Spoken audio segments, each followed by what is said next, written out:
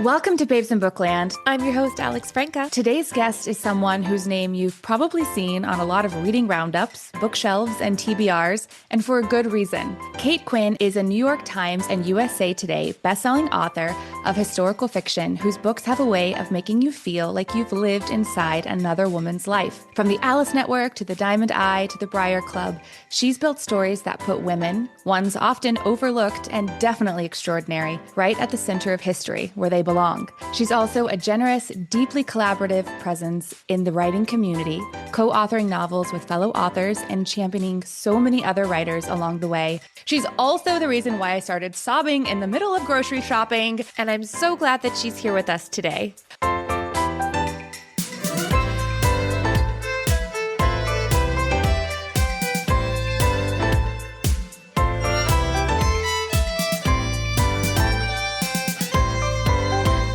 Kate Quinn, welcome to the podcast. Thank you so much for having me. Really, it's a delight to be here. Thank you. So let's talk about Kate. It seems like your parents nurtured a love of reading and books and stories. In the author's note of your newest book, The Astral Library, right here, and your foray into magical realism, which was very fun, you tell us that your mother was a librarian at the Long Beach Library, not too far from me, there was this clawfoot bathtub in the middle of the children's section, which seems amazing. And your father would read out loud to you often. What else did your parents teach you, Kate, about your worth, about how to be a woman in the world, about kindness and compassion? They taught me so much just by living by example. Like my father, way before there were discussions happening on the national stage about shared mental load and equal parenting, was the only father who was routinely in the pickup line picking up the kid, and like the one dad among all the mothers. And he was the one who was like,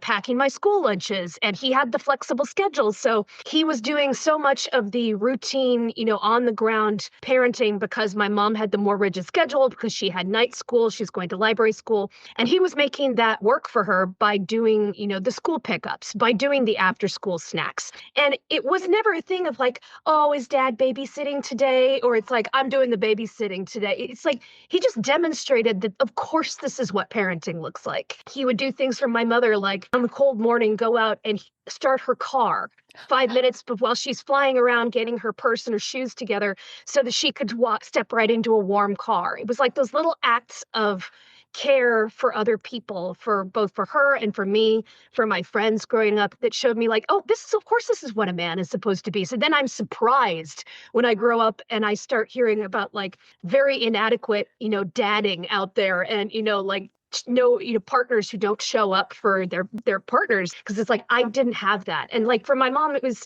this fierceness about story and getting me to examine, why is it that books are important, and, showing how satisfying it is to have reading as part of your life and how important it was. It was more like it was just a sense of they lived the way that they lived. And it made me think of, oh, of course, that's the way it's supposed to be. It was just by example. Oh, that sounds fantastic. As a mom of two, it is frustrating. My husband is an amazing partner and he's never babysitting. He's just the other parent. Like that's what it is.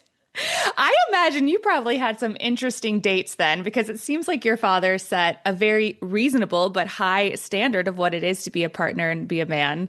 Did you have some bad eggs along the way, Kate?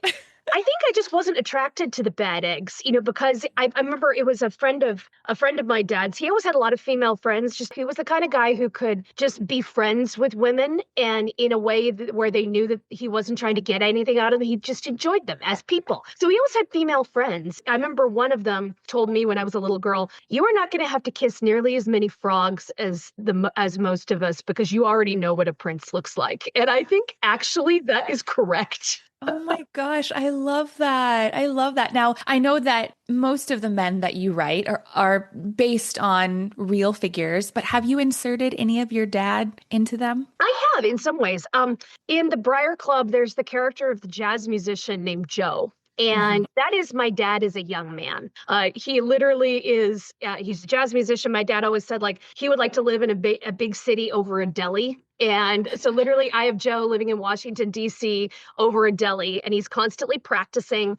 And he's just a buddy to all the women who live next door, and they all like him and he likes them. And, he's a romantic interest casually for one or two. And it's like just the thing of like, he's a guy who is, constantly thinking about his music and passionate about it. And, he has a joke about, coming from a hardware store family in Indiana, which my dad did too. And so it's like, I did kind of put a little tip of the hat to my dad in there, just as he's the good guy to have around, like a genuinely good guy who's just a friend to women without needing to make a big deal out of it or without trying to get an angle out of that friendship. And so, yeah, that's definitely like my dad is a young man, like before he met my mom. Oh, I love that. Okay, so you've answered this question in countless interviews that you've said that you've considered yourself a writer since age 7. But was there ever a teacher or someone in your life that helped you foster confidence in your work? I had a number of good teachers who, just definitely, gave interesting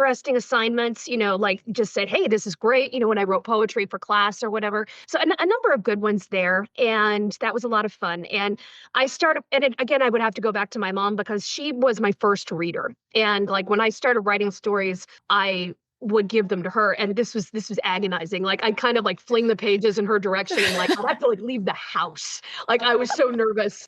I couldn't even be like under the same roof with someone who's reading my stuff. But she did me the honor of taking it seriously. Like, she would read my stuff and she would tell me it was good, but she would also tell me what I could do to make it better. Like, so I was getting a critique partner read, in a kind way from when I was young. And, she's still my first reader, because she's read so many books. She has such a good eye for things like character and pacing that, like she's the first reader for anything that I write. And I like that because, there's two ways often people can kind of ruin things for writers. Sometimes through the best of intentions, just by saying, oh, yes, dear, it's perfect. It's lovely, which is why, the old saying goes, if you want to just be told that your work is perfect, just give it to your mom. And I always say, not my mom.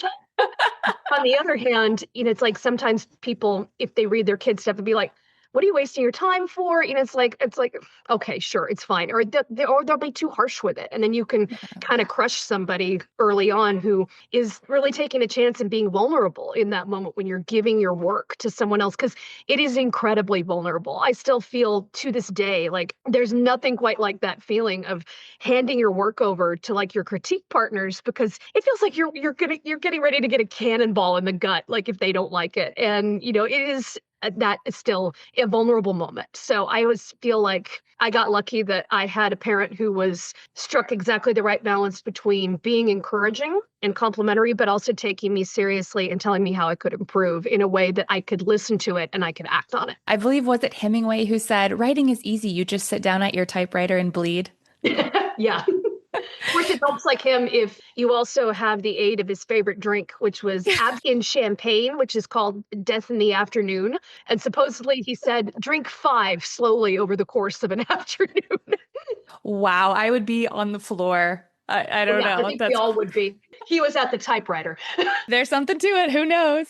But that's so great because your mom also seemed to cultivate a trust. When she told you it was good, you trusted that, as opposed to it being like that, oh, you're just saying that because you love me. Yeah, I did trust that. And, you have to exist in this odd space as a writer where you have to have confidence in your work and think, yes, I do know how to do this. Yet at the same time, you have to have the vulnerability and the humility in your work to know this is not perfect. How can I make it better? And you need to hold both of these in balance with each other inside all the time. Is it difficult to feel like you've reached the end of something, or have you been pretty sure with all of your novels? I feel like with me, I'm in the middle of writing a screenplay right now, and we're kind of getting to the end, and I'm like, no, but can't I make it better? But can't I make it better? But I can make this better. But at a certain point, you just have to sort of let it go and put it out there, right? Yeah, you do. I mean, it's that's where deadlines can come in handy, because at some point there's a time you have to hit send. But I think if you don't have that pressure, I mean, this is why quite a lot of writers, especially that first book, it'll be like, oh, I've spent like 8 years on this. It's like, I get it. I know there's the temptation to, just keep tinkering. But at some point, no, you gotta get it done. And also, I don't think I can spend that long on a book because I want a new world after a while, so it becomes maybe I've done what I can with this. And, for a lot of for my early work, a lot of it, I mean, I might put it under the bed and maybe I'd come back to it in another year or something like that and tinker with it again. And that's valuable because then you have some distance. But I wouldn't want to work on one thing all the time because I would feel stale. I like to move to new worlds, new stories, and, see what those have to show me. Yeah. Plus, some of these worlds that you're in are not like, rainbows, butterflies, and flowers all over the place. So, okay, Not so so much. talk to me about the moment, though, when you decide to shift away from historical fiction with the Astral Library. Was that a tough piece of work, piece of you to send out to people? You were like, hey guys, I would say the Briar Club had some magical aspects to it. So it wasn't completely, 0 to 60, but was that sort of hard to be like, hey guys, here's this new thing I'm exploring. Here you go. It was just because, I didn't know if people would necessarily follow me. It's like, okay, do you want something different from me? We'll have to see. And, I knew it was a little bit of a risk in terms of some of the things that I wanted to say in it. But it's like at the same time, it's like, okay, I don't want to write the same thing over and over my whole life. I'd like to have the chance and the opportunity to do something different and say something different. So it was, a little nerve wracking. And, there's a bit of a gulp, when it goes out there and it's like, okay, it's out there now, but I'm not sorry I did it at all. Still that same powerful prose that you're known for. And, Kate, I will forgive you for naming Alex with an I, even though Alex with an E is clearly the better way to spell it. Tying it into the Library of Alexandria. Fine. Well, that's okay. Okay. So before we get a little bit more into your process, I do just want to bring up this generosity of spirit that you have. I followed you on Instagram since I discovered you last year. And when I tore through all of your books, you are constantly championing other people's work. Where do you think that comes from? Well, I think it comes from the days that I remember what it's like to be a debut author and trying to, put yourself out there with your first book coming out and no one. And I did not. I've been doing this all on my own. I didn't know anybody. And how on the floor gobsmacked I was when some really big names, reached down from these huge platforms they were on and gave me cover quotes. And that was Diana Gabaldon, Outlander, oh my God. And then there was Margaret George, the queen of biographical historical fiction. And they both gave a cover quote to my first novel, Mistress of Rome. They did not know me. They did not owe me anything. And I never forgot that kindness. And I always thought, it's like, I want to pay it forward in whatever way that I can and do that. I think the other reason why I'm constantly, doing the shout outs for, new books I've discovered, new authors I've discovered too, is that I am also a reader and I always will be. And it is one of those things where if you're not wanting to share this new story that you found that you're so excited about, then, what's the point of being on Bookstagram, or, Book World on Facebook? I do want to, shout this out, when I find a new story that I love. And so that's the other thing, because I always want to, be sharing what I'm reading and sharing what has been making me excited as I've been reading. Because if you're only, on Bookstagram to promote your own books, I mean, what are you doing? I mean, aren't you also here to get excited about other stories? I mean, I think that's a big part of it, because I think as writers, it's very important to read. I mean, reading books is what will keep your well filled and, inspiration and everything else that is important. So I never trust it when I say, I see writers who say, oh, I don't read. And it's like, why? How? I mean, how can you be a writer and not read? I understand sometimes you go through cycles where I can't read this kind of stuff right now because maybe it's too similar to what I'm researching and I'm trying to keep work and play separate, things like that, of course. But if you don't read at all, why are you in this business? That's bizarre. I do also have to say that I love when you pair your covers with Oscar dresses or Oh, I love that. I always spend way too much time on that, but it's fun. It's just fun. You nail it every time.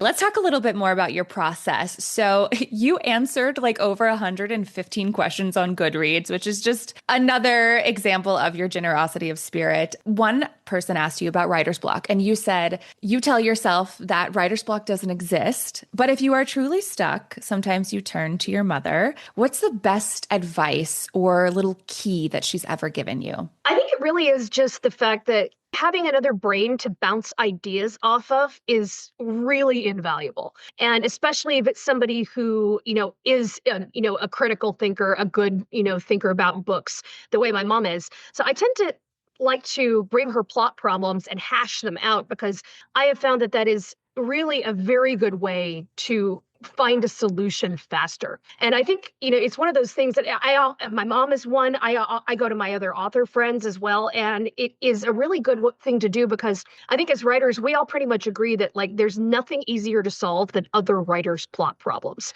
Your own plot problems are complete conundrums. You will never think your way out of that box. But you take it to a writer friend, or I take it to my mom, and it's like solution immediately. Wow. And the same thing happens when like a writer friend might take a plot problem to me, and I'll be like, oh, well, why don't you just do this? And they're like, why didn't I think of that? Well, you were too close to it. And that's the reason why. So being able to have another brain to bounce ideas off of can be a great way when you are stuck to sort of think yourself out of that corner. Yeah, and to be able to decide to make an appearance briefly. I love it. I always saw it. On the back of your books, it's always like, we've got 2 dogs, we're in San Diego. And then it's like, we've got 3 dogs, we're in Maryland. And I'm like, whoa, life changes. Your husband's in the Navy. Is he still an active member? Yes, he's actually coming up in his 20 years. So it's been a while. Well, you picked a good career for yourself then, Kate, because you can write from anywhere, right? It really has been a bit of a godsend because one of the main stressing factors for military marriages, military families, is that military spouses have a hard time maintaining a career if you have to keep uprooting. And for me, I do not have that problem. I am in business as long as I have an internet connection and a laptop. Yeah. And so was that by design at the very beginning, or? I think it was luck. I mean, who knows? He wasn't intending to stay in for 20 years originally. And I had no idea, that how a writing career would turn out. All you can do is hope. So I think it dovetailed rather neatly in the end, but only partly by design, and I think partly just by chance. Let's talk a little bit about how inspiration hits. So you write that you got interested in ancient Rome very young because your mother had an ancient history degree, and you were getting bedtime stories about Julius Caesar instead of Cinderella and watching I, Claudius instead of the Disney Channel. You say when you saw a boom in 20th century war fiction, inspiration struck and you wrote the Alice Network. The Briar Club came together out of pandemic year loneliness plus the essay Alone in the Kitchen with an Eggplant, which I want to hear more about in a second, a Japanese Netflix series, which you've got to shout that one out, and then your husband sort of making an offhanded comment, it seems, during The Americans and talking about spies. The Astral Library is all about escapism, your love for libraries, and it seems a pretty strong conviction against banning books, which I'm right there with you, Kate. How have you learned to lean into these inspiring moments, trust yourself, and has there ever been a thread that you've so desperately wanted to follow but just haven't been able to? Well, it's again goes back to how you keep that well filled. And this is why I really do believe in absorbing as much as you can, like reading everything, whether it's in your genre, in your wheelhouse or not, watching great TV shows. We're living in a great time for storytelling on the screen. Taking in story in any way that you can, because you never know when some little piece of media or some thread from a story, something from a TV show will, blossom in your head into something, or the way it'll come together with other things. And, these things will puzzle piece together and become something entirely new. I have found inspiration in the strangest of places.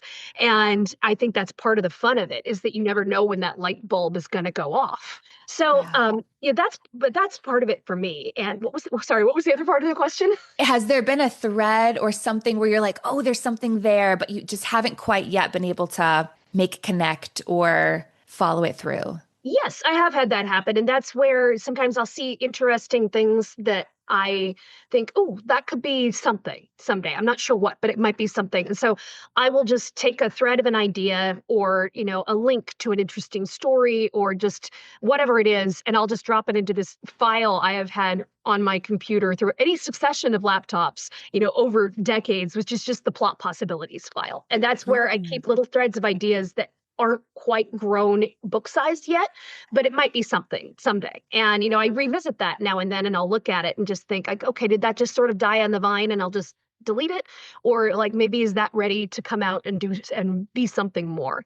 And yeah, I do have that file and I like that. And there are definitely some things that I would love to write that I haven't yet, and that I have had big inspirational blooms, but it's not that story's time yet.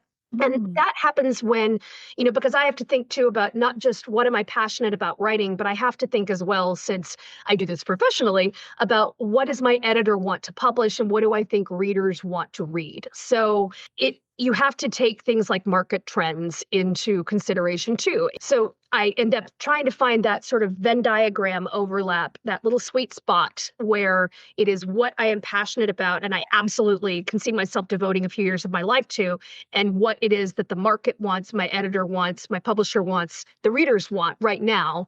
And then where does that overlap? And then I look for what falls in there. And so I have some stories that live under the bed that I keep pulling out. And I'm like, I really want to write this, but I don't think its time has come. And it's one of those things that, you never know, but things will come out from under the bed all the time. For the longest time, people used to say that like you could not sell a World War II story to save your life. No one was buying it. And yet, and so, yeah, 10, 15 years ago, this is what you were hearing. And then, the Nightingale hit and Lilac Girls hit. And all of a sudden it seemed like for 5, 6 years, you were seeing nothing but World War II stories. And so it's really is proof that everything is a cycle. And just because someone says, well, no one's buying that kind of thing right now, it doesn't mean that they won't buy it in the future. So I have some stories that I know their time just has not quite come yet. And maybe would you tell a budding writer, write the thing that drives you simultaneously while writing a thing that might have market value if they're not Venn diagramming? Because I feel like, especially for that first book, sometimes it's so hard. Like we all have that story in our heads that we live with. But you're right. I mean, at a certain point, you want your story to reach people. And especially if you want to do it professionally, you want to make money. You have to think about that if you're hoping to do it professionally. So you might end up having to think like, okay, maybe this story isn't going to be published right now, but it doesn't mean it never will be. So in that case, I would say, well, keep working on it just for you, if that's what your muse wants, or put it into the bed for later, or think if there's a way that you can package it in a way that will help bring the story into a more marketable light. I mean, that's one of the things that, other friends and I have done all the time where it's like, all right, if I have an idea that's not really on trend, what can I do to make it on trend? Mm-hmm. And, that can result sometimes in some really interesting and fun story choices that maybe you wouldn't have picked otherwise. And I think that can be a valuable way to go about it. So I tend to think of it as like, if you have a story and you're used to seeing people's faces just go absolutely incomprehending and blank when you say it's a story about an 8th century nun who lives entirely in an enclosed cell in Northumbria, and it's like, oh, and then you say, and it's twined in a dual timeline with a French resistance spy uncovering a murder that tracks all the way back to 8th century Northumbria, and all of a sudden you have people like, oh, really? How does that work? And then you've done something where you've maybe twined a different timeline or a different thread, a different piece from another genre, and you've put that into your own story and you've made a different kind of hook for it. So it can be involved sometimes thinking like that, to think, okay, if I have an idea that's a little unusual, can I wrap it up in something else so that I can sneak it through and tell the story I want to tell while it's also twined up with a different story that might bring it a little more attention in a different way. That's genius. That's genius. Okay, what was the Japanese Netflix series that inspired the Briar Club? Well, the Briar Club really was talk about like different pieces of inspiration all coming because I was in lockdown. I was, so missing my community, my friends, my family. In fact, I would have, sacrificed a limb to have everyone around a table, and be able to feed them and hear good conversation again. And I couldn't have that. And so I was reading and I was rereading this wonderful set of stories and pieces written by a lovely author named Laurie Colwin, who was sort of doing the like food writing with twining it up with humor and biographical stuff too, like before that was cool. And she has this wonderful book of essays called Home Cooking. And there's a great one in there called Alone in the Kitchen with an Eggplant. And it describes with a lot of humor and heart what it was like when she was a broke 20-something in New York City living in this bath mat-sized apartment, and how her kitchen was nothing more than like a dollhouse-sized refrigerator with a hot plate on top. And if you like drained the spaghetti, you'd have to do it in the bathtub.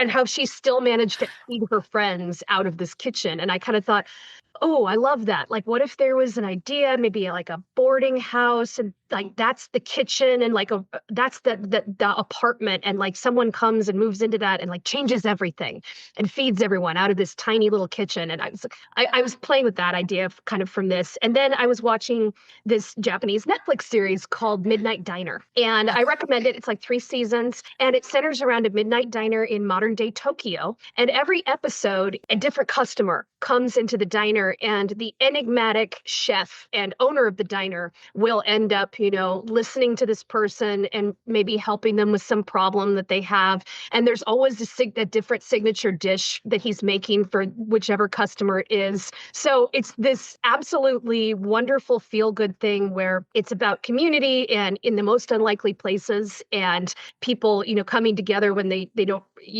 who might not ordinarily ever meet. And you have this man who is, quietly listening to everyone, and yet you never know about him.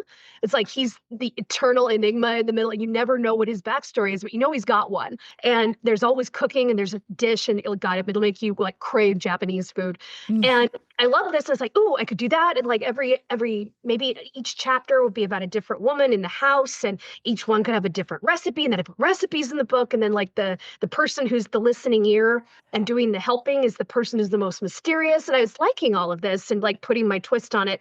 But I was like thinking, this is such a cozy idea, though. It's like, it's not a Kate Quinn book. Like nobody's getting stabbed or tortured or arrested or anything. So how do I do that? And then that's when my husband drops in, casually when I'm watching an episode of The Americans one day, he's drops in something about Soviet spies defecting in the US and going underground. And I was just like, that's it. There it is. That's the hook. It's going through, and that'll pull the whole story together. So that really was an idea that just came together from like any number of just random pieces of information, something I read, something I watched, something someone said to me. And then all of a sudden, all the pieces domino, and a book happens. So a fabulous book happens. That was my first Kate Quinn book, actually, The Briar. Oh, thank you. Loved it. Really did. Obviously kept going. That is just so cool. It feels like you just stay so open to life, Kate. And you just are like, what can I experience? What can I learn? Which way will the wind blow me today? And I think that's such a beautiful way to exist. Now, I love to see if I can find an inspiration wherever I can. And really, you never know when it's going to hit. So it's why I try to feed the muse as much as possible and see what happens. Yeah, I love it. Okay, going back to your process on Goodreads, you've outlined a 4-step process for one of the people who wrote in. Dog paddle, the idea, reading as much as you can, feeding the muse. Deep dive, narrowing your focus and researching that specific time period to the max. Stage 3, fast patch, an even more narrowed scope of understanding that bridges your story or helps it evolve to where you want it to go next. And then the rabbit hole, editing, double, triple checking your facts. How was all of this process different for the Astral Library? Well, it certainly was not as much in terms of historical research. I did have moments of historical research because a lot of the book worlds that are explored are taking place at specific historical points in time. So just for one chapter, I'm suddenly doing a deep dive into 1920s America because it's The Great Gatsby. Or I'm doing a deep dive into 17th century France because it is The Three Musketeers. But that would only be for like just isolated portions of the book, and then I jumped to something else. But what I did find was I had to think about world building in a very different way, just as important, but different. I had to make a world from scratch, from the ground up, and that meant I had to think about how did this world work? And I, would do a lot of thinking about it. I think, okay, I think I've got it nailed down now. And then I would maybe outline it to a friend, and then they would throw out some casual question like, okay, cool. So you can walk into the world of a novel, and it's like, it's a real world. Cool. You can make life there. Can you get hurt or die in a book world? And I'd be like, I have no idea. I did not give that any thought at all. And I'm going to have to give that some thought before I write any further. So it felt like every time I thought I had it nailed down and all the exits closed off, like someone would float some question at me and I'd realize that I had some completely unconsidered part of my world that I would need to give some thought to. So that happened any number of times. And that was definitely a learning curve, but it was a lot of fun. Really the sky's the limit when you're creating a world out of your own imagination. And I the world had to make sense and it had to be vivid, but at the same time, I did have a lot of freedom with it, and that was fun. Did you ever find that freedom overwhelming, or did it kind of stay in this, ooh, this is neat lane? I more or less stayed in the this is neat lane. I did have some fears periodically of like, what if I accidentally do something that some other book has already done and I haven't read it? And so like I have a bit in there where there's flying books. And I was like, wait, but Lev Grossman has flying books in the Magician's trilogy. So is that something like I'm plagiarizing accidentally? And then I go looking and it's like, okay, flying books show up in like this world and this world. Everywhere. This world, Yeah. and this world. So, okay, I am not plagiarizing Lev Grossman.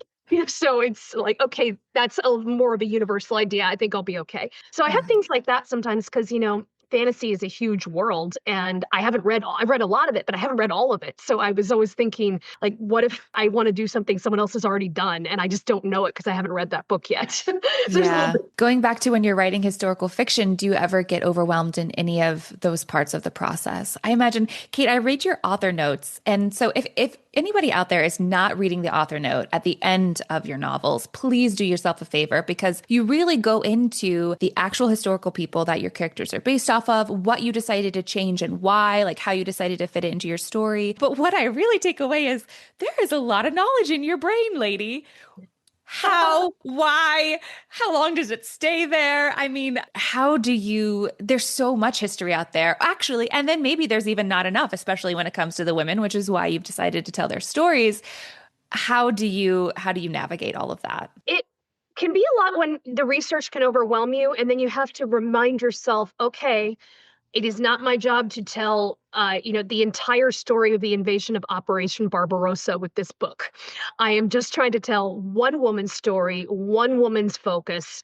Keep your focus and keep your focus on the story because in the end, it does not matter how much research you did. It does not matter that you bought 12 books on Amazon and read all of them and that you had 19 tabs open, researching exactly what the building composition was for Hadrian's Wall.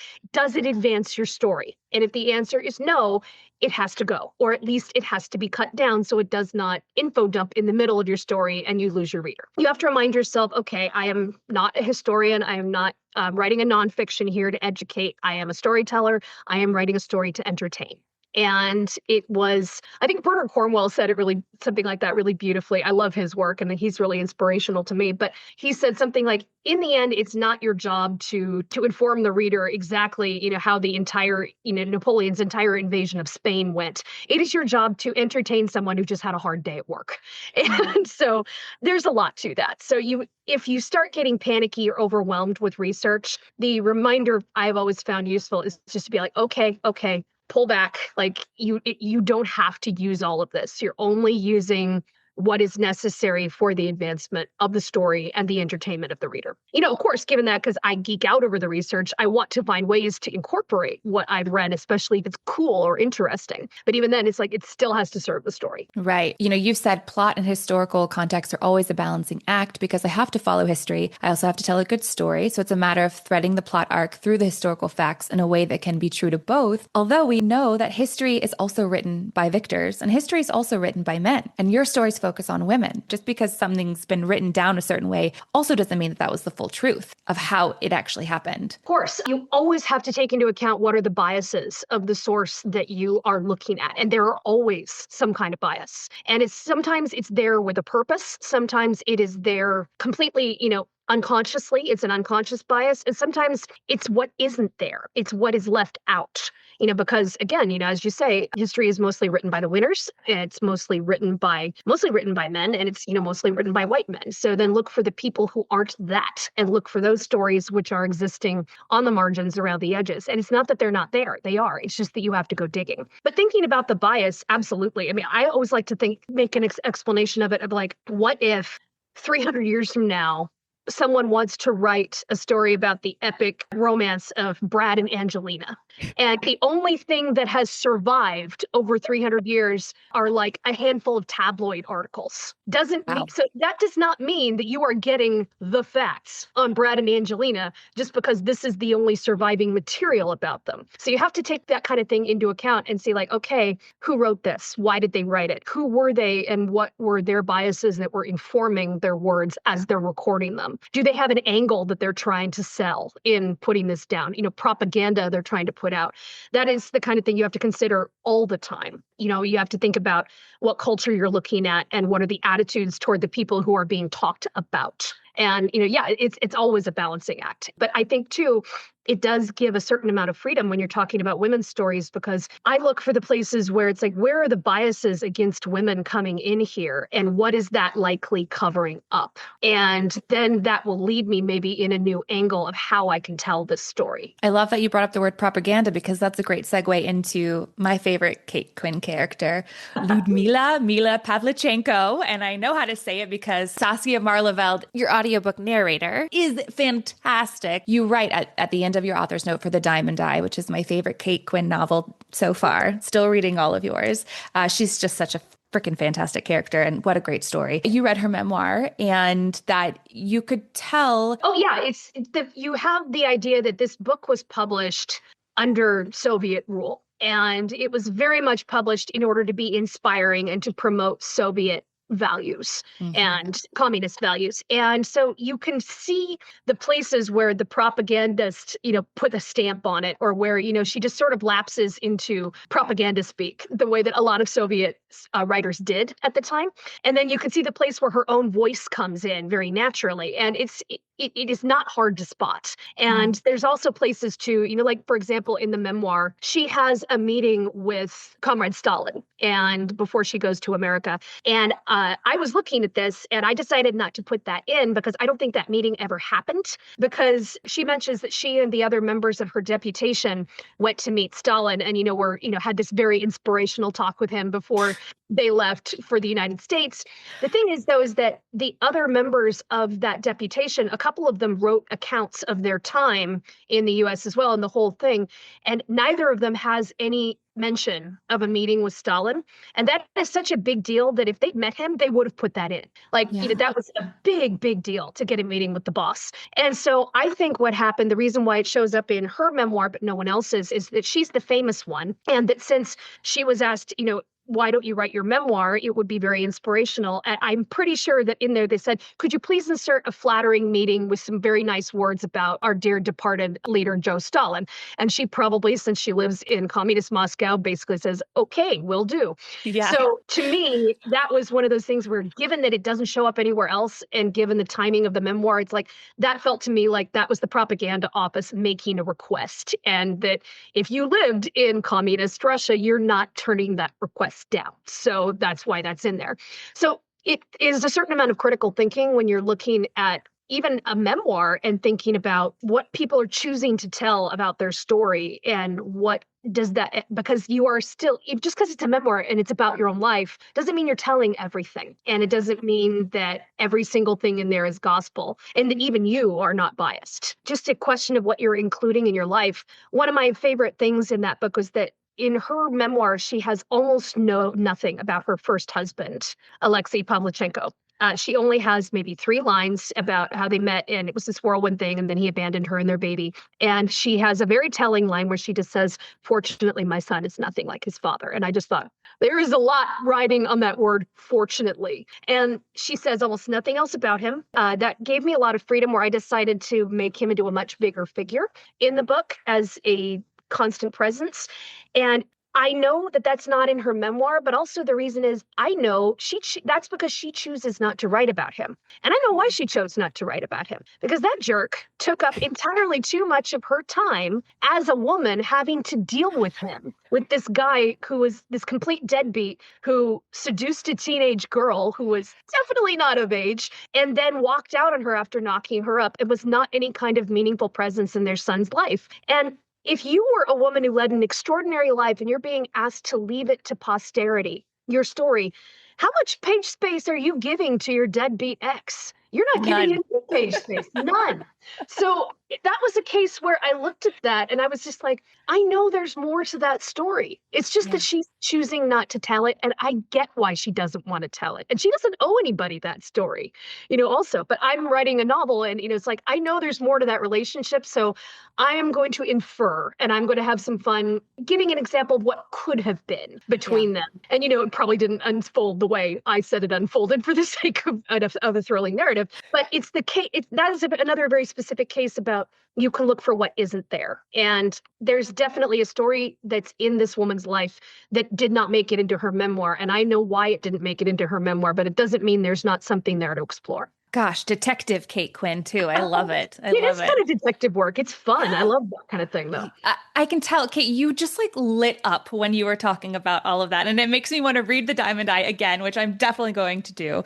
Have you ever found a piece of research where you almost had to put it down? You were so excited. It just cracked things open. Or have you pretty much just been able to find what you're looking for? Oh, there's always something that will astonish you. I mean, and that usually will lead to some exciting new direction. I remember for the Rose Code, it absolutely blew my mind when I realized there was an actual Soviet spy working at Bletchley Park, passing information. And I was just like, oh my God, there's no way I can't not use that. And that actually was really great because it gave me an angle to have a mystery that can pull through the book and give me my post-war angle, because I have been worrying with Bletchley Park. It's like, if I only cover the war years, then the book ends with my women being called into the office. And it's like, thank you very much for your service, ladies. Please go home, never talk about this again. And they all say, oh, okay. And they go home and they never talk about it again. And that is a little bit of a, it's like, it's not very exciting. We want to see, we want to see what happens next. More about what happens next and have there be something exciting still to explore to make everything close with a bang. And I thought,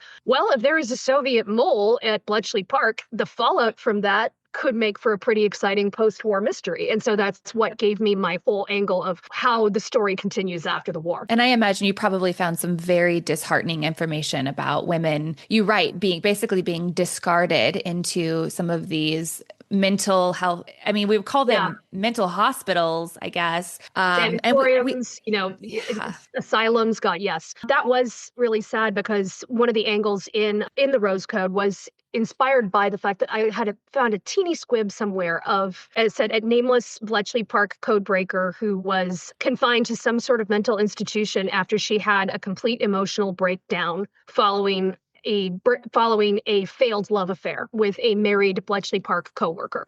And she had such a breakdown, and they were so concerned about her revealing classified information in her broken state that she was clapped in this institution. And a friend described going to see her and just seeing this terrible place, where there's women who are wandering through this big barn-like space, just gazing into space. And then she sees her friend who's just sitting against the wall saying a man's name over and over. And I never found out what happened to her, what her name was, she ever got out.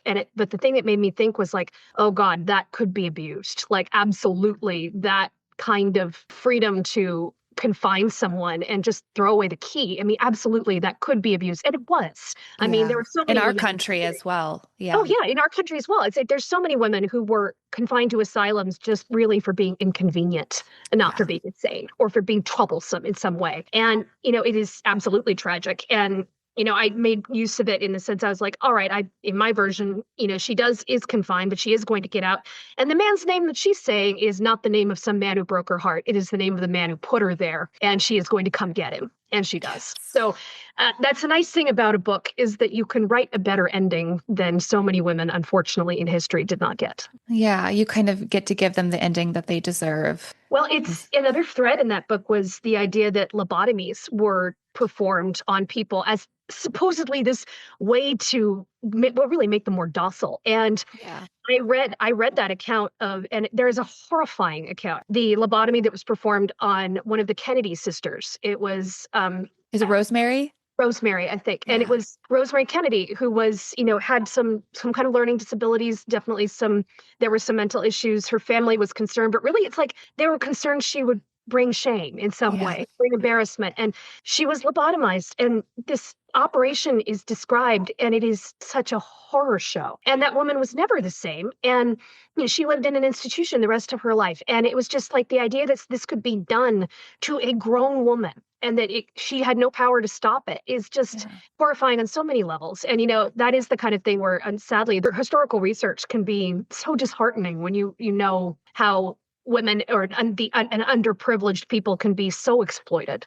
I just finished fantastic trilogy. It starts with The Wolf's Den by Elodie Harper, and it is about sex workers in Pompeii. And I had to spread these reads out because it is not exploitative in the way that it talks about sex work, but it's the fact that these women were enslaved and forced into this work. And, a certain number of them make it out, but not all of them do. And it's pretty unflinching in the way that it looks at this and the damage that is done. And I had to spread those reads out because I was just like, I'm hurting for these characters so badly. And I know it's very well researched. So I know that this kind of thing really happened. And, it could be hard. It's hard to read. But, on the other hand, we owe it to them to remember and to shine a light on it. I mean, that's how I feel about women's memoirs. And I feel like historical fiction, especially well-researched and well-written historical fiction like yours, it makes history palatable in a way where it feels safe because it's inside this story. And especially if it's a Kate Quinn novel, like the comeuppance happens and, like everything kind of ends on an uplifting, happy note, even if it doesn't end that way in history. But what it does is it reminds us that these histories existed and they were real. And it unlocks some of that. I always thought that I wasn't into historical fiction because I wasn't really a historian. And then I picked up your books and I realized it is so important for me as a woman to just be aware that these things existed. I can read them in the safety of a Kate Quinn novel. And then when I get interested and curious, I can go and research it on my own. It's tricky for me too. Obviously, most women write memoirs because they've overcome something in their lives, unless it's more of like an autobiography. And then that's just a fun whole life story. But even then, a lot of it is overcoming really hard, traumatic things. Sometimes it can be a lot to take in. It can be a lot to take in. It can be, but I always do think that historical fiction is a great gateway for history. It is ideally a way in which, you finish a historical novel and that novel should inspire you, and the best ones do. I certainly do this when I read a great historical novel. It'll inspire me to go down that rabbit hole. I want to know more. I want to find out more. And then it has a nice cyclical effect too. I mean, like if you want to think about the fact that Lin-Manuel Miranda was inspired on vacation because he was reading for a vacation read Ron Chernow's biography of Hamilton. And he thought, I can do something with this. And he made Hamilton, which is a great piece of historical fiction. I would call it historical fiction, even if it's a musical. But then people who went and saw it were then inspired to go back and pick up Ron Chernow's biography of Hamilton and learn more. And that's the kind of thing where it can have a nice cycle effect where we're all learning more and getting inspired to learn more the more we read. Yeah, no, I completely agree. I was just jamming to Hamilton a couple days ago. Sometimes I just jam Hamilton in my house. Is that strange? I don't know. If it is, I don't care. I do too. It's inspirational. It really is. It really is. So we talked about Mila's memoir. Have there been other women's memoirs that you've picked up throughout your research? You do also mention, I believe it is, where did I write this down? In the Rose Code, that you read Sarah Baring's The Road to Station X, which details the very real Osla in the Rose Code, which I loved Osla. Yeah, there's a lot. And this is where a lot of self-pub memoirs are so invaluable for research because there are so many people out there who are just doing like little modest family histories, but they're out there and they are published. So, like I found a great account that was written of a POW who was, he didn't quite make it off the beaches at Dunkirk. He was captured and, ended up in a POW camp in Poland and then, escaped from there. And it's like, and this gave me like just enough information that I could use that info for when I had a similar POW experience in the Huntress. It's like I read so many accounts from the interviews with the surviving night witches who were talking about their experience as pilots in the night witch regiment. I was reading, Road to Station X was one, but a lot of Bletchley Park codebreakers wrote accounts or memoirs of their Bletchley Park time. Mavis Lever wrote a biography of Dilly Knox, who was her boss at Bletchley Park, had a lot about her life too. And it's like all of these are, rather, they're not Ron Chernow biographies that are sitting on bestseller lists, but they're out there. And I love that because you're really getting the information right from people themselves. Read a great one that was about his family's part in the Washington, D.C. Crime scene in the racketeering business. And so that gave me like a lot of the information for the Briar Club about how was that business run in the 1940s and 50s. And, not only that, but a really vivid description of what the neighborhood was like and what it was like to live there.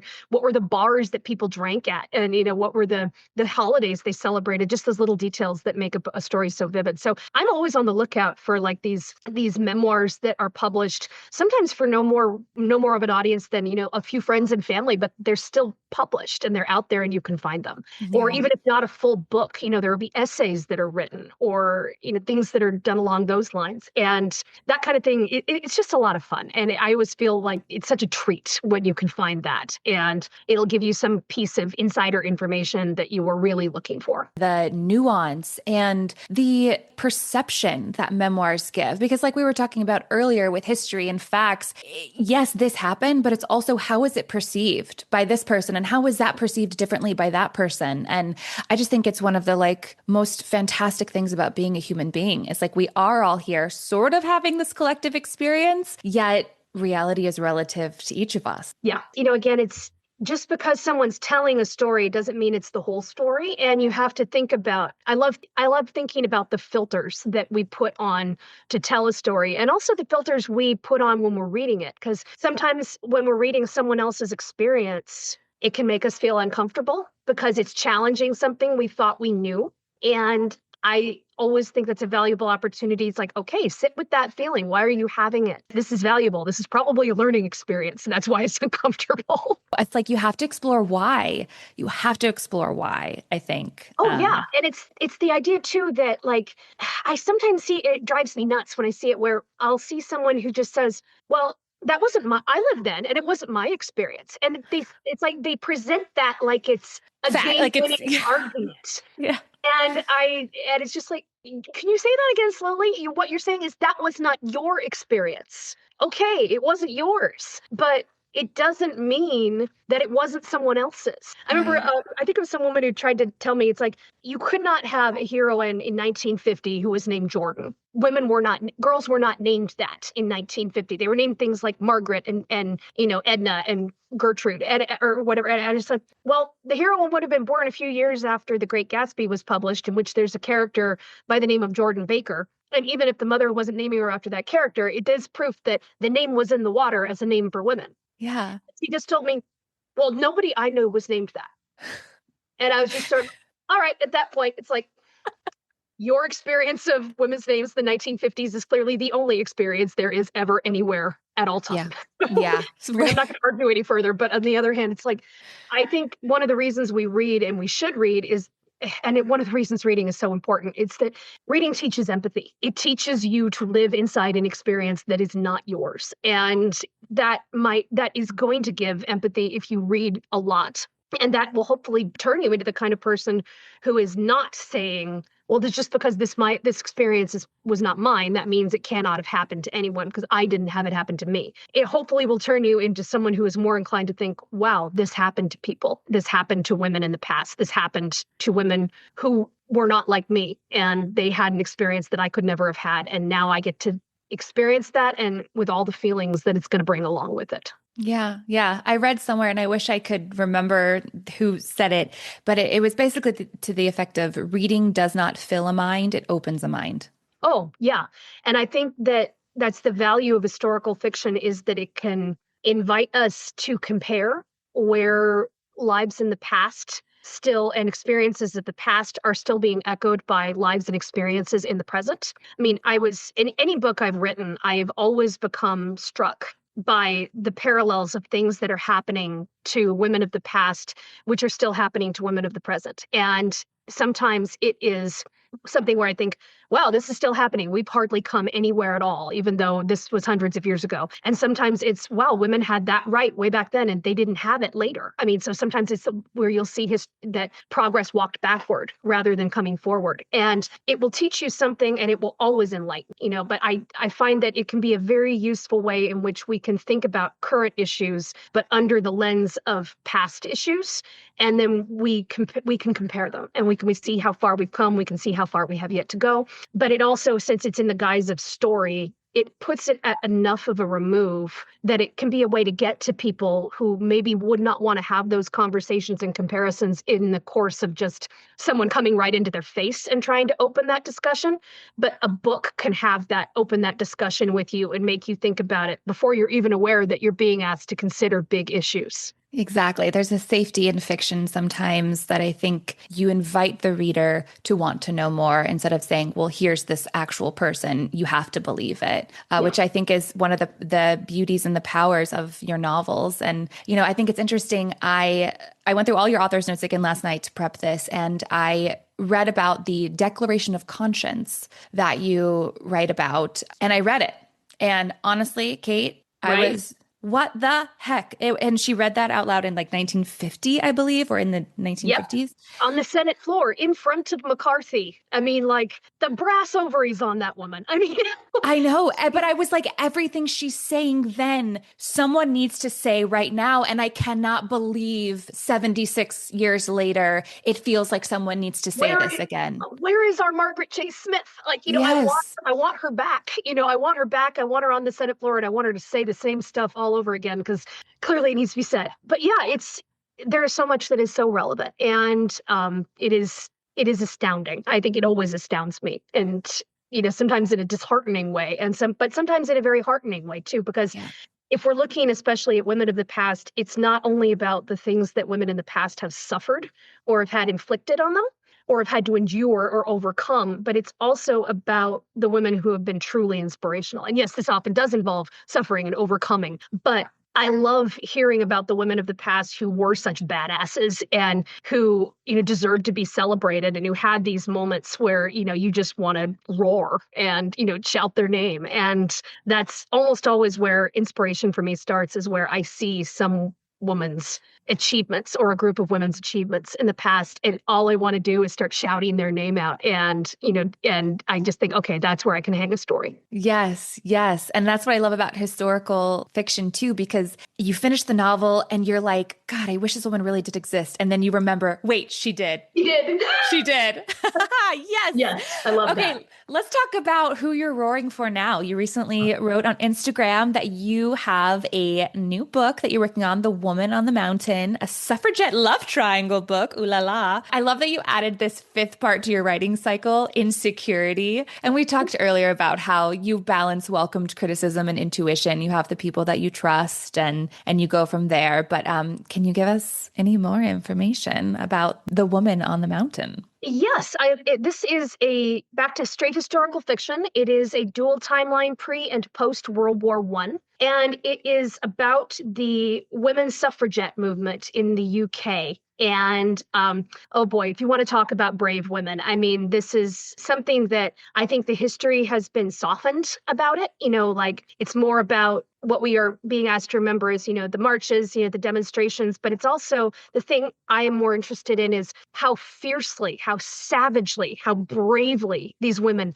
fought physically and as well as intellectually, and how brave they were and how much they endured. And for the simple thing, something we take so much for granted now, which is just that we have the right to vote. And I love this history. I love so much about these ladies. I love this book. So I can't wait to dive back into it. I finished the rough draft just before I went on tour for the Astral Library. So right now this book is getting finished up by my critique partners, and then they'll send me feedback. And then I go through my process, which is you always feel a little insecure, again, as I said, putting it out there, but then you get it back. And my rule is you never respond to the feedback. First 24 hours, 48 is better, because your initial reaction to feedback tends to be, no, you're wrong. Like, you're totally wrong. You don't understand what I was doing at all. No, absolutely not. And then if you let that sit with you and let it sink in, you start thinking, okay, maybe that third act is a little weak, and maybe this narrative choice wasn't the best one, and maybe you did have a point about my hero there. Okay, I'll give you that one. And it is that you start thinking about it, and then you start thinking, okay, and then it becomes a process about what of this do I want to keep and what do I want to throw out. And because it's not about taking all the advice and utilizing all of it, it's about internalizing it and seeing what's best for your story and then using that to make your story stronger. And if you have good critique partners, and I have really wonderful ones, they are going to help you do that because they'll have an angle that you didn't consider and you will incorporate that. And it's just a better story at the end. Kate, this is such a random question, but it just came to me. Do you dream about your characters? Do they ever come to you in your dreams? I'm not much of a dreamer, but I know I do dream about my characters because one of the signs that I'm really in the zone with a book is that I will go to sleep thinking about a book problem like, I don't know how they get out of the asylum. How did they get out of the asylum? Why did I not plot this back past me? Why did past me not figure this out? Because presently I'm not figuring this out. And then I will go to sleep and I will sleep all night. And then the first thing that I think in the morning when I wake up is that I know how they get out of the asylum. So clearly, like inside my brain has continued to work on the problem while I'm asleep. Oh, and God bless your brain, man. Can you give me your brain? And then I'll wake up and I'll be like, oh, I get it now. And then so that often is a sign really that everything's firing on all cylinders, is that I'll go to sleep thinking about the book. And then in the morning I get up, I wake up thinking about the book, and my brain has clearly been doing work on the book while I've been asleep. And that's usually a very good sign. It means that everything is, the brain is figuring how to use these pesky fueling hours as work time. That is something that, even if I don't remember like what the dream was about the book, the work was still done, clearly. Yeah. What, you take omega-3s, fish oil? What's your secret? What's happening there? There's one in the morning called espresso.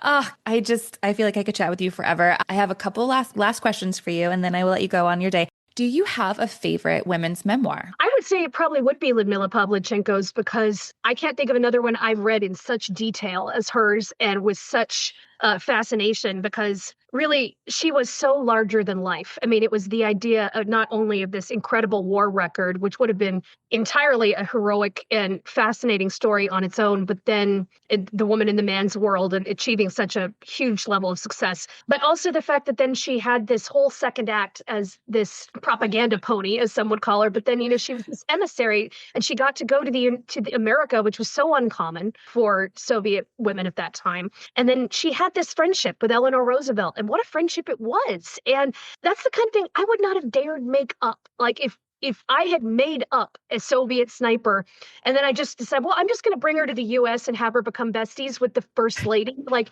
I would be done out of town. Like, it's like, I'd be like, okay, like you can't write this. This is not credible. And I would be like, no, I agree.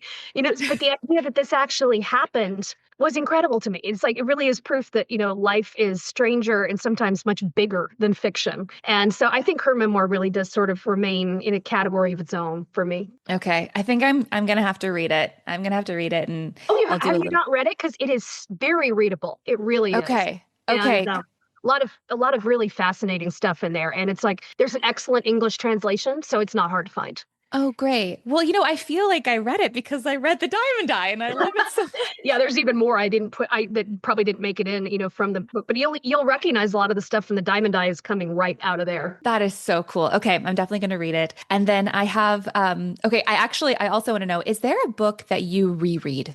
I feel like everyone's like, what's your favorite book? And it's like, I don't know what my favorite book is, but is there a book that you reread? Oh, there's a lot that I reread. Really? I like rereading things because you're a different person every time you read a book. Your experience is different. It's like the way you read Romeo and Juliet when you're a teenager and you think it's so romantic, and then you read it in your 30s and you're like, kids, slow your roll, please, just don't do this. And now everyone's dead. You could slow down. It's a totally different experience. So I think it's valuable to reread, but I have a shelf of like childhood favorites, especially, that I like to go back to, just because they're comforting to me. And, it's kind of like the equivalent of like the warm blanket hug when you need that. So like James Herriot's All Creatures Great and Small, I go back to that. I love going back to some favorite L.M. Montgomery, because she's, always wonderful. The Emily books, the Anne books, my favorite, which is called The Blue Castle. I will always go back if I need a laugh to Auntie Mame. by Okay. Dennis, because that is an old book that has really stood the test of time. And, like just going back and reading by itself, like, for example, the scene where she has been trying to make nice with her son's prospective in-laws and her prospective daughter-in-law. And they're at the dinner table, and this family, which is just horrible, like the father starts on this anti-Semitic rant, and there's just the moment where she puts the napkin down and lets him have it. And Ooh. like, it is the most satisfying thing to read. And it's like, this was written, back in the 50s or something? It's like, this has really stood the test of time. Like, this is like, you could read this like today, and it's like, no notes, 10 out of 10. There are some wonderfully funny things. Like, she has a fun thing where it's like they go to the Old South and she just skewers all this antebellum romanticism and this lost cause BS and just skewers it. And it's all kinds of stuff that is just really great and funny. And the story continues to, always make smiles. So yeah, those are some books that I return to when I kind of need that, dip back to childhood. I'm raising a little reader, and I just got obsessed with the Sweet Valley books when I was little. So I never read Little House on the Prairie, the Junie B. Jones, I never read any of that. So I'm doing that with her. I'm going to add all these books that you just suggested to her little list. So I'm excited. Yeah, she'll love it. It's like, I do feel too, it's like when you get to teach a reader, you'll learn so much yourself. I mean, like my father read to me, and that's where we started out talking. He read to me, but the thing is, he wasn't a reader himself when he started with reading to me, because he was a musician. It's like everything he read was like in relation to music. It's like his idea of a little recreational reading was a book on chordal progression, or like music theory, so. But all of a sudden, he is married to a librarian who is reading nonstop, and like then he's raising a kid, and he knows that, like, well, she should read. So he starts reading books to me that he has never read himself. So he's getting the education too and becoming a reader. And my mom still remembers coming home from work one day when it's like he had been reading me like the original Robin Hood tales. He didn't know Robin Hood dies in the end, and it's really tragic. And so it's like my mom walks through the door, and it's like, I'm sobbing. My father is sobbing. There's a sob fest going on. And she's just like, oh, you didn't know, did you? It's like, and there could be these landmines in even as adults that we're not aware of.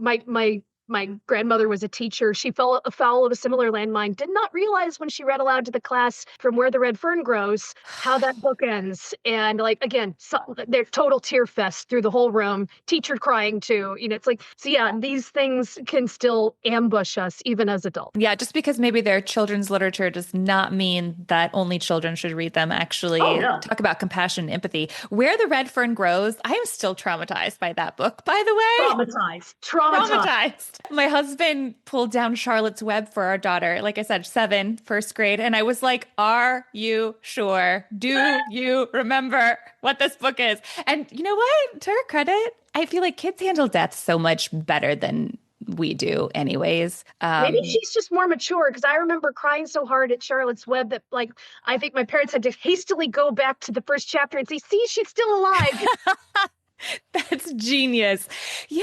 You know what? She was just we lost some pets in the past couple of years. So we have been sort of able to introduce her to that idea. And she sort of kind of believes in reincarnation. That's a whole nother topic. But so there's this thing where she's like, maybe they'll come back. I'm like, yeah, maybe they will. I'm just like not touching it. But okay, Kate, last question, then I'm going to let you go. How do you stay hopeful today? I think it always helps to read. I think that finding hope in books can take different forms. I mean, I think we can, and we did a lot of this in the pandemic where people were reading a lot of romance because you wanted that guarantee of that happy ending, and that's valid and fine, and that'll keep your spirits up. And you might read mysteries for the comfort of knowing that what is unknown in the end will become known. And you would read historical fiction because it is comforting to know that people who have undergone very dark, very traumatic, very complicated times have managed, fighting very evil things, have managed to be victorious in that fight. And if they can do it, then so can we. Well said. I love that. Kate, thank you again so much for coming on Babes in Bookland. This conversation has meant so much to me. You'll never know. Julie, your amazing publicist, sent along an extra copy of the Astral Library and the Diamond Die. And I'm going to give those away because I love them both so much. I own them in myself too. And then I had to get from the library some of your other books because I know you're a big library lover. So I wanted to support you, and I will support you until the end of time. And I can't wait to read all the rest of your books on my TBR and all the ones yet to come. Thank you so much for coming on the show today. No, this was fantastic. What a great discussion. And I hope we can do it again, maybe after Woman on the Mountain comes out next year. 1,000%. Yes. I'll set it up with Julie right now. Okay. Fantastic. Thank you, Kate. Thank you so much. Have a wonderful rest of your day. You too. And thanks again. This really was such a fun discussion. Oh, I'm so glad. Thank you. Have a great day. You too. Bye. Thank you so much for listening to our first Friday fiction episode. I hope you enjoyed it. Please send it to a friend and rate and review the show wherever you podcast. And if you'd like to further support the show, you can find us on Patreon or subscribe on Apple Podcasts for extended episodes and more bonus content. Next week, we've got a beautiful episode coming your way. I sit down with author Alexandra Grabé about her memoir, Seeing Joy, where she details caring for her 96-year-old mother at the end of her life and the strange visitors that she has. Until then, take care.